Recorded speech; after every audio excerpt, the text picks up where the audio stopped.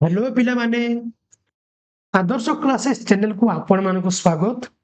आज एही भिडियो रे आमे ज्यामितिर गोटिए गुरुत्वपूर्ण विषय कोण विषय रे आलोचना करिबा। कोण काहाकू कुहा जाए एवं विभिन्न प्रकार कोण विषय रे आमे संपूर्ण भाबरे चित्र सह अति सहज रे बुझिबा। तेबे चलंतु आज पाठ आरंभ करिबा। वीडियो को शेष पर्यंत देखंतु। चैनल को सब्सक्राइब करनथिले सब्सक्राइब करी पाखरे थिबा बेल आइकन को ऑन कर दियंतु। तेबे चलंतु आज आमे ज्यामितिर गोटिए गुरुत्वपूर्ण विषय कोण विषय संपूर्ण भाव चित्र सह बुझिबा। ठीक अछि। तो प्रथमे जानिबा आमे कोण काहा कुहा जाय।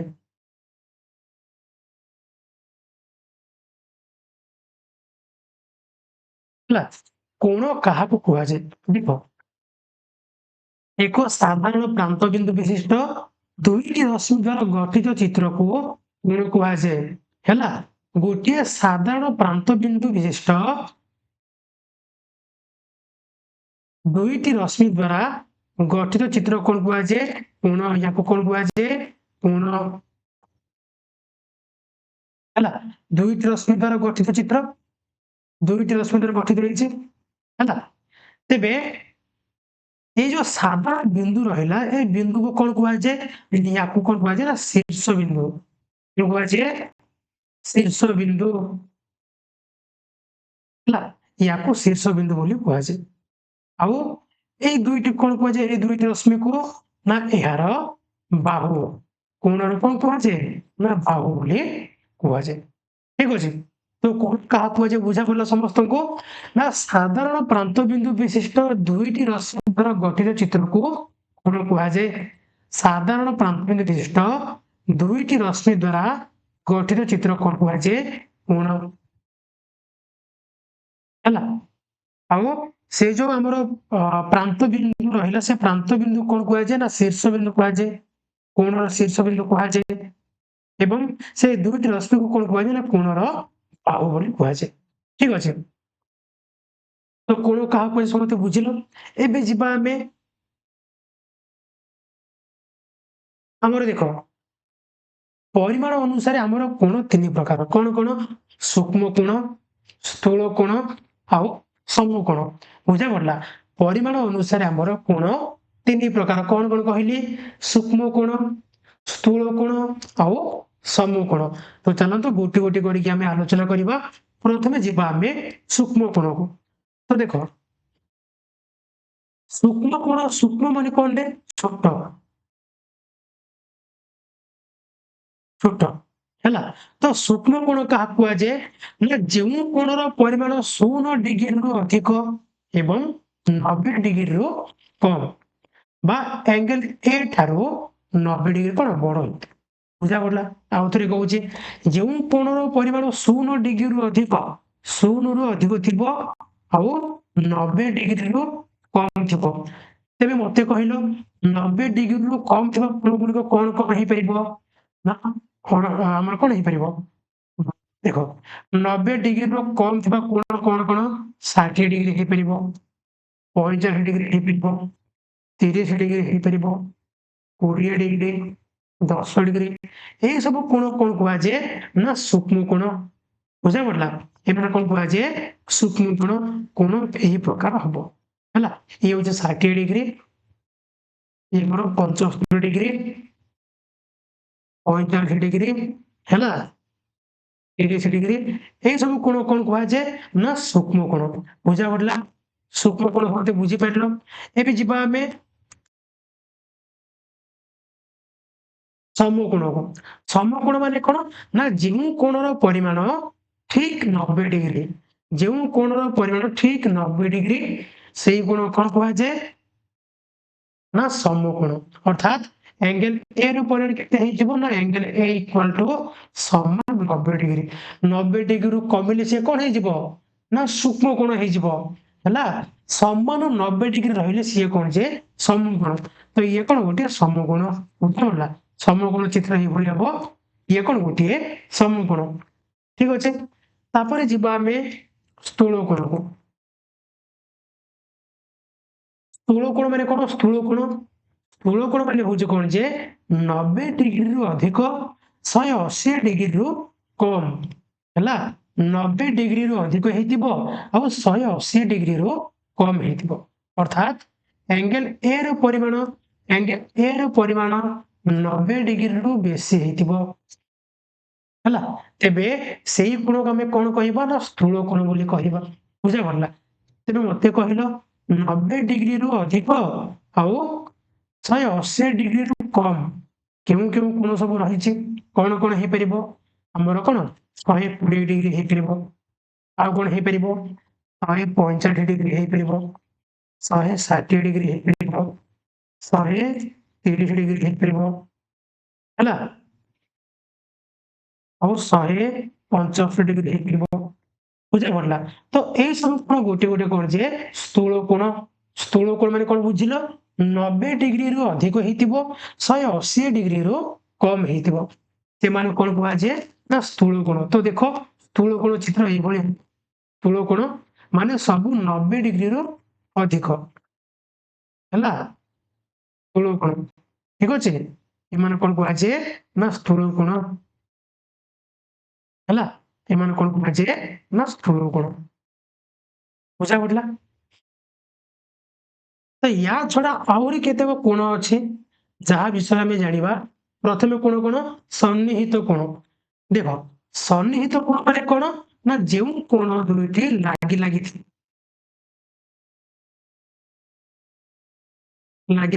କେମିତି? ଦେଖ ଯଦି ଦୁଇଟି କୋଣର ଗୋଟିଏ ସାଧାରଣ ଶୀର୍ଷ ବିନ୍ଦୁ, ଦୁଇଟି କୋଣର ଗୋଟିଏ ସାଧାରଣ ଶୀର୍ଷ ବିନ୍ଦୁ ଏବଂ ଗୋଟିଏ ସାଧାରଣ ବାହୁଟେ ଏବଂ କୋଣଦ୍ୱୟର ସାଧାରଣ ବାହୁର କୋଣଦ୍ୱୟ ସାଧାରଣ ବାହୁର ବିପରୀତ ପାର୍ଶ୍ୱରେ ଅବସ୍ଥିତ ହୁଅନ୍ତି, ତେବେ ସେମାନଙ୍କୁ ସନ୍ନିହିତ କୋଣ କୁହାଯାଏ ହେଲା। ଦୁଇଟି କୋଣର ଗୋଟିଏ ସାଧାରଣ ଶୀର୍ଷ ବିନ୍ଦୁ ରହିବ, ଗୋଟିଏ ସାଧାରଣ ବାହୁ ରହିବ ଏବଂ ସେ କୋଣ ଦ୍ୱୟ ବାହୁର ବିପରୀତ ପାର୍ଶ୍ୱରେ ମାନେ ଇଏ ବାହୁଟା ଇଏ ବାହୁ ଏଇ ବାହୁର ବିପରୀତ ପାର୍ଶ୍ୱରେ ଅବସ୍ଥାନ କରିବେ। ତେବେ ସେଇ ଦୁଇଟି କୋଣକୁ କଣ କୁହାଯିବ? ନା ସେଇ ଦୁଇଟି କୋଣକୁ ଆମେ ସନ୍ନିହିତ କୋଣ ବୋଲି କହିବା ହେଲା। ଯଦି ଆମେ ସର୍ଟକଟ ରେ କହିବା ଲାଗି ଲାଗି କୋଣ କଣ କୁହାଯାଏ? ସନ୍ନିହିତ କୋଣ ହେଲା। ୟାକୁ ମୁଁ ମନେ ରଖିବେ କହୁଛି, ୟାର ଡେଫିନେସନ ଏଇଟା ହବନି। ୟାକୁ ତମେ ଏଇଭଳି ମନେ ରଖିପାରିବ ଯେ ଲାଗି ଲାଗିଥିବା କୋଣକୁ ଆମେ ସନ୍ନିହିତ କୋଣ ବୋଲି କହିବା ହେଲା। ତ ସନ୍ନିହିତ କୋଣ ବୁଝିଲ? ଦୁଇଟି କୋଣର ସାଧାରଣ ଶୀର୍ଷ ବିନ୍ଦୁ ଆଉ ଗୋଟେ ସାଧାରଣ ବାହୁ ଥିଲେ ତାହାକୁ କଣ କୁହାଯିବ? ନା ସନ୍ନିହିତ କୋଣ। ବୁଝାଗଲା। ସନ୍ନିହିତ କୋଣ ଏହି କୋଣକୁ ମାନେ ଆଙ୍ଗେଲ ମନେକର ୟାର ନାଁ ଆମେ ଶୀର୍ଷକୁ ଦେଇଦେବା ଆଙ୍ଗେଲ ସି ଓ ବି ଏବଂ ଆଙ୍ଗେଲ ପି ଓ ଏ, এই ଦୁଇଟି କୋଣ କଣ ଯେ ନା ପରସ୍ପର ସନ୍ନିହିତ କୋଣ ହେଲା। এই ଦୁଇଟି କୋଣ କଣ କୁହାଯାଏ? ନା ପରସ୍ପର ସନ୍ନିହିତ କୋଣ। ଠିକ ଅଛି। ତାପରେ ଯିବା ଆମେ ଅନୁପୂରକ କୋଣ।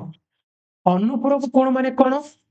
ଦେଖ ଯଦି ଦୁଇଟି କୋଣର ପରିମାଣର ସମଷ୍ଟି 90 ଡିଗ୍ରୀ ହୁଏ ହେଲା, ତେବେ ସେହି କୋଣ ଦ୍ୱୟକୁ କଣ କୁହାଯିବ? ନା ପରସ୍ପର ଅନୁପୂରକ କୋଣ ହେଲା। ଯଦି ଦୁଇଟି କୋଣର ସମଷ୍ଟି 90 ଡିଗ୍ରୀ ହୁଏ, ମନେକର ଏଠାରେ ଗୋଟେ କୋଣ ଦେଇଛି, ଏଇ କୋଣର ପରିମାଣ କେତେ? ନା 50 ଡିଗ୍ରୀ। ଆଉ ଗୋଟେ କୋଣ ଦେଇଛି, ତାର ପରିମାଣ କେତେ? ନା 40 ଡିଗ୍ରୀ। ତେବେ ଏ ଦୁଇଟି ମିଶିଲେ କେତେ ହଉଛି? 90 ଡିଗ୍ରୀ।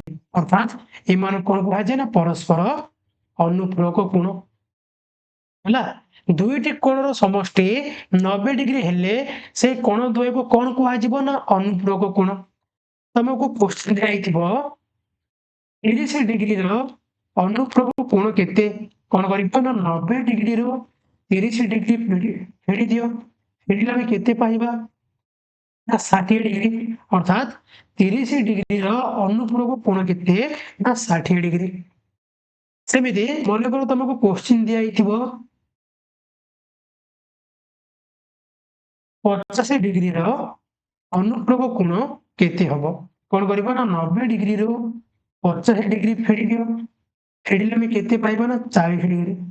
ଅର୍ଥାତ୍ 50 ଡିଗ୍ରୀର ଅନୁପୂରକ କୋଣ କେତେ? ନା 40 ଡିଗ୍ରୀ। ବୁଝାଗଲା। ଅନୁପ୍ରକ କୋଣ ମାନେ କଣ ନା ଦୁଇଟି କୋଣ ମିଶିଲେ କେତେ ହଉଥିବ 90 ଡିଗ୍ରୀ ହଉଥିବ। ଏଠି ତାକୁ ଆମେ କଣ କହିବା ନା ଅନୁପୂରକ କୋଣ। ତାପରେ ଯିବା ଆମେ ପରିପୂରକ କୋଣ। ପରିପୂରକ କୋଣ ମାନେ କଣ ଦେଖ ଯଦି ଦୁଇଟି କୋଣର ସମଷ୍ଟି ଦୁଇଟି କୋଣର ପରିମାଣର ସମଷ୍ଟି 180 ଡିଗ୍ରୀ ହୁଏ ତେବେ ସେମାନଙ୍କୁ ପରସ୍ପର ପରିପୂରକ କୋଣ ବୋଲି କୁହାଯିବ। ହେଲା ଦୁଇଟି କୋଣର ପରିମାଣ ମିଶିଲେ କେତେ ହଉଥିବ ନା 180 ଡିଗ୍ରୀ ହଉଥିବ। ହେଲା ମନେକର ଗୋଟିଏ କୋଣ 110 ଡିଗ୍ରୀ ତେବେ ତାର ପରିପୂରକ କୋଣ କେତେ ହେଇଯିବ ନା 70 ଡିଗ୍ରୀ। କେମିତି କାଢିବ ମନେକର ଗୋଟିଏ କୋଣ ଦେଲା 110 ଡିଗ୍ରୀ ତେବେ ତାର ପରିପୂରକ କୋଣର ପରିମାଣ କେତେ କଣ କରିବା ନା 180 ଡିଗ୍ରୀରୁ 110 ଡିଗ୍ରୀ ଫେରିଦବ। ଫେରିଲେ ଆମେ କେତେ ପାଇବା ନା 70 ଡିଗ୍ରୀ। ହେଲା ମନେକର ଗୋଟିଏ କୋଣର ପରିମାଣ ଦେଲା 80 ଡିଗ୍ରୀ ପଚାରିବ ଏହାର ପରିପୂରକ କୋଣର ପରିମାଣ କେତେ କଣ କରିବ ନା 180 ଡିଗ୍ରୀରୁ 80 ଡିଗ୍ରୀ ଫେରିଦିଅ କେତେ ପାଇବା ନା 100 ଡିଗ୍ରୀ। ଅର୍ଥାତ୍ 80 ଡିଗ୍ରୀର ପରିପୂରକ କୋଣର ପରିମାଣ କେତେ ନା 100 ଡିଗ୍ରୀ। ଅନୁପୂରକ ମାନେ କଣ ନା ଦୁଇଟି କୋଣର ସମଷ୍ଟି 90 ଡିଗ୍ରୀ ହଉଥିବ। ପରିପୂରକ ମାନେ କଣ ନା ଦୁଇଟି କୋଣର ପରିମାଣ ସମଷ୍ଟି 180 ଡିଗ୍ରୀ ହଉଥିବ। ଠିକ ଅଛି ତାପରେ ଯିବା ଆମେ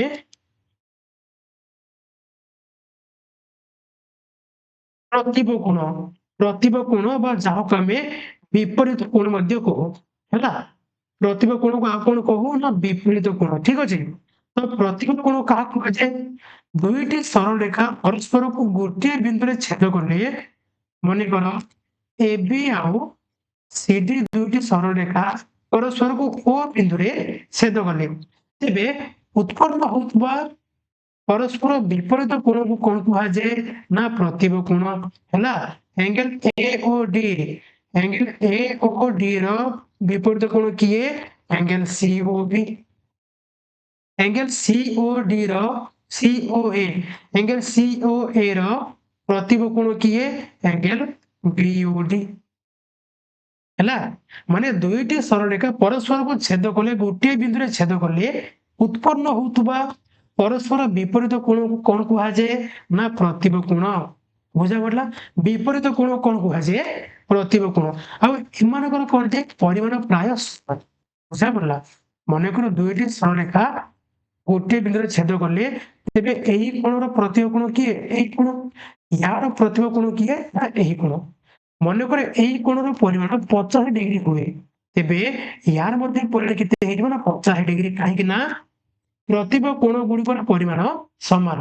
ଯଦି ଏହି କୋଣର ପରିମାଣ ଆମର 130 ଡିଗ୍ରୀ ହୁଏ ତେବେ ୟାର ମଧ୍ୟ ପରିମାଣ କେତେ ହେଇଯିବ ନା 130 ଡିଗ୍ରୀ କାହିଁକି ନା ପ୍ରତିବ କୋଣ ମାନଙ୍କର ପରିମାଣ ସମାନ। ହେଲା ପ୍ରତିବ କୋଣ ବୁଝିଲ ଏବେ ଯିବା ଆମେ ସନ୍ନିହିତ ପରିପୂରକ କୋଣ ଆଉ ସନ୍ନିହିତ ଅନୁପୂରକ କୋଣ।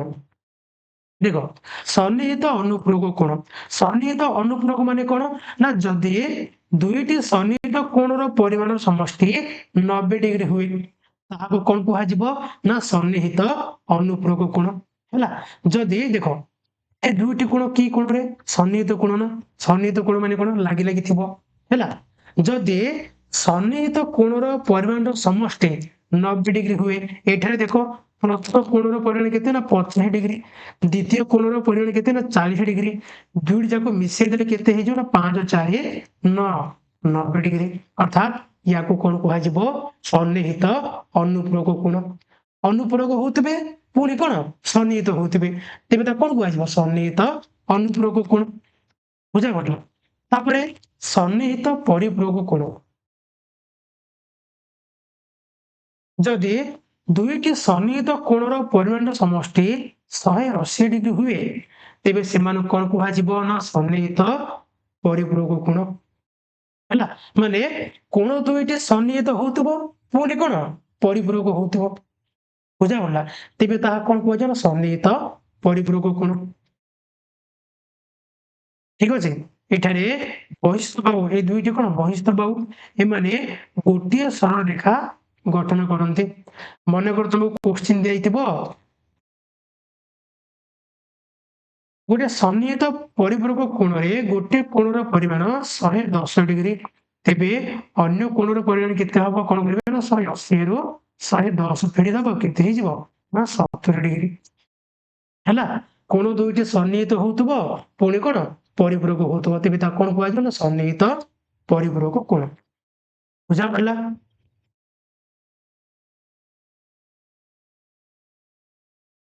ଠିକ ଅଛି।